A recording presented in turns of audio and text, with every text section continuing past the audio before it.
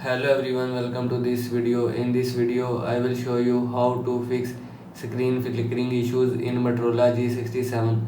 So before starting video, please subscribe the channel and like the video. So let's start the video without wasting time. First of all, restart device. Swipe down, open quick setting panel, click on power off icon and click on restart. After click on restart, restart your phone. Now go back. After that, turn off adaptive brightness. Open setting. Now in settings, scroll down, click on display, and now here you will see adaptive brightness.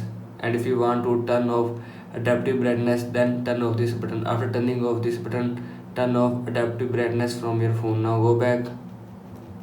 After that, reset all setting.